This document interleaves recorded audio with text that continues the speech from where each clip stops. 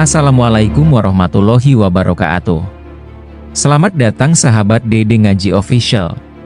Tempat kita bersama-sama menimba ilmu tentang sejarah Islam serta kisah-kisah Nabi serta para sahabatnya. Ayo kita simak kisahnya ini bersama-sama.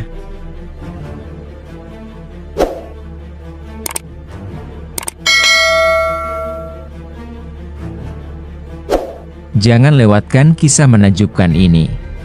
Dan pastikan Anda menonton video ini hingga akhir, agar Anda mendapatkan pemahaman yang lebih dalam. Sebelum melanjutkan ke pembahasan utamanya, kami ucapkan terima kasih banyak yang sudah like, subscribe dan berkomentar. Semoga Allah Subhanahu wa Ta'ala memberikan rezeki yang berlipat ganda. Amin. Langsung saja kita ke pembahasannya.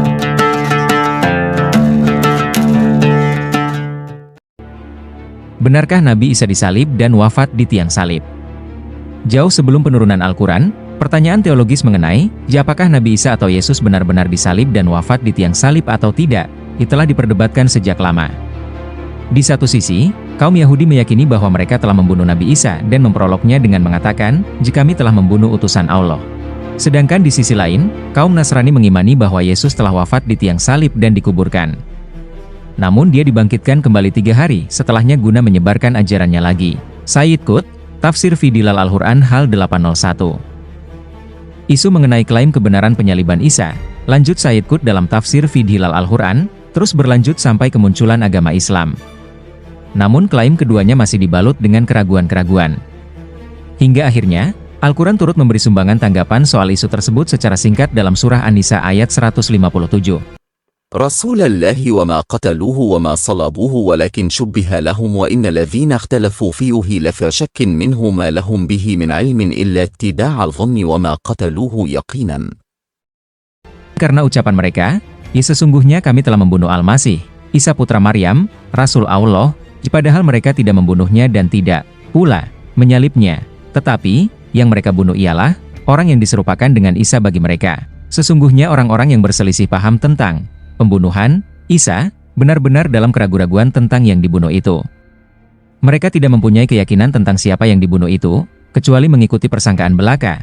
Mereka tidak pula yakin bahwa yang mereka bunuh itu adalah Isa. Bukan penafsiran sosok Abdullah Said, yang memiliki cara tafsir berbeda atas ayat ini. Beliau adalah salah satu mufasir beraliran kontekstualis. Satu aliran tafsir kontemporer yang menekankan pentingnya memperhatikan konteks sosiohistoris dalam proses memahami dan menafsiri teks Al-Quran. Menurut Said, suatu proses penafsiran harus dimulai dengan menangkap keseluruhan kondisi sosial, politik, kultural, dan intelektual yang ada saat ayat pertama kali diturunkan. Selanjutnya, sang mufasir diharuskan mengidentifikasi tradisi penafsiran-penafsiran generasi sesudahnya. Usai abad pertama Hijriah, atas ayat tersebut dan kemudian barulah dia mengaitkan penafsiran itu ke dalam konteks modern. Al-Quran abad 21, hal 159. Kembali ke pembahasan tafsir pembunuhan dan penyaliban Nabi Isa. Sesuai dengan metode yang dia tawarkan, Abdullah Said mencoba untuk mengungkap konteks makro masyarakat pramodern. Pada masa itu, masyarakat pramodern mendukung gagasan yang bernuansa mukjizat dalam kasus penyelamatan Nabi Isa dari penyaliban dengan adanya penggantian oleh orang lain dan diangkatnya dia ke langit. Apalagi dengan pertimbangan bahwa Isa adalah salah satu nabi dengan banyak mukjizat, rasanya tidak mungkin jika kehidupannya berakhir di tiang salib sebagaimana tertulis dalam banyak riwayat Injil. Pandangan-pandangan tafsir pramodern. Selanjutnya, oleh Abdullah Said kita diajak untuk menelaah satu persatu penafsiran ulama klasik mengenai penyaliban Isa. Mulai dari Al-Tabari, Jami, Al-Bayan, abad 3, Zamakhsyari. Tahun 1144, Al-Razi 1209, hingga Syaukani.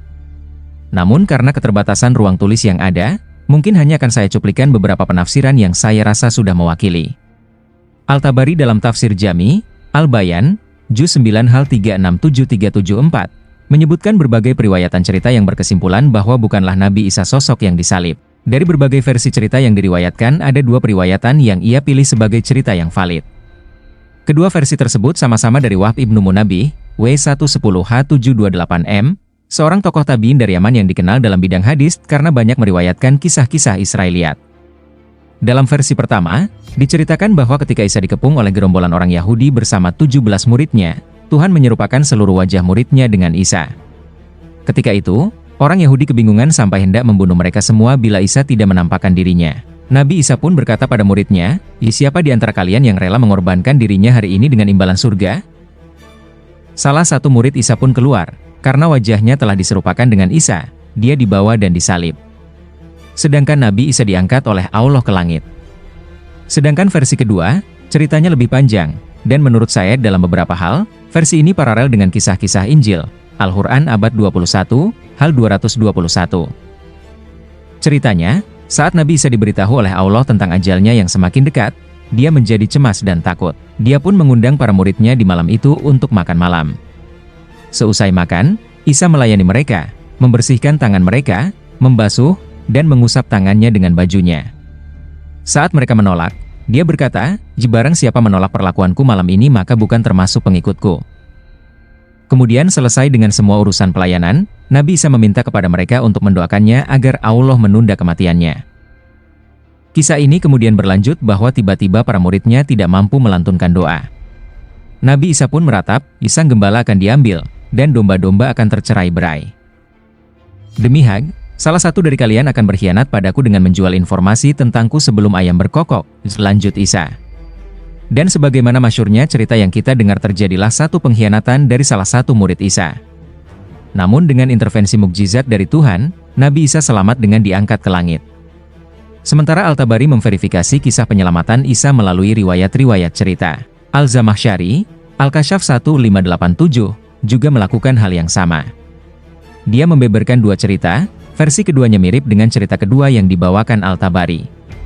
Sedangkan riwayat pertamanya, dimulai dengan sekelompok Yahudi yang mengutuk Isa dan Maryam. Nabi Isa pun berdoa pada Allah agar melaknat orang-orang Yahudi itu, hingga mereka kemudian terkutuk menjadi kera dan babi. Merasa tidak terima, orang-orang Yahudi pun berniat membunuh Isa. Allah kemudian memberi wahyu kepadanya bahwa dia akan diangkat ke langit dan diselamatkan dari gerombolan Yahudi. Namun sebelum diangkat, Isa terlebih dahulu berkata pada para muridnya, "Siapa yang rela diserupakan denganku hingga dia dibunuh dan disalib? Maka baginya surga." Selanjutnya kisah berakhir seperti versi pertama milik Al-Tabari. Menurut saya, yang dilakukan Al-Zamakhsyari hanyalah suatu pengulangan riwayat dari Al-Tabari. Namun uniknya, dia menambahkan satu pertanyaan yang berkaitan dengan sisi kebahasaan yang digunakan dalam ayat sesuai dengan keahliannya. Apa sebenarnya subjek dari kata syubbiha, diserupakan? Jika subjeknya adalah Isa, maka pemahamannya akan keliru. Sebab Isa adalah orang yang diserupakan dengannya. Musyabah bih, bukan orang yang diserupakan, musyabah. Sedangkan jika subjeknya adalah hal maktul, orang yang dibunuh yang diserupakan dengan Isa, maka dia tidak pernah disebutkan sebelumnya dalam ayat. Lalu apa subjeknya? Menurutnya, subjek yang tepat adalah jar majrur, lahum, yang merujuk pada orang-orang Yahudi. Sehingga artinya menjadi, telah terjadi penyerupaan Isa bagi orang-orang Yahudi. Sekian kisah ini yang dapat kami sampaikan. Mohon maaf atas segala kekurangan serta kehilafan. Akhir kata, wassalamualaikum warahmatullahi wabarakatuh.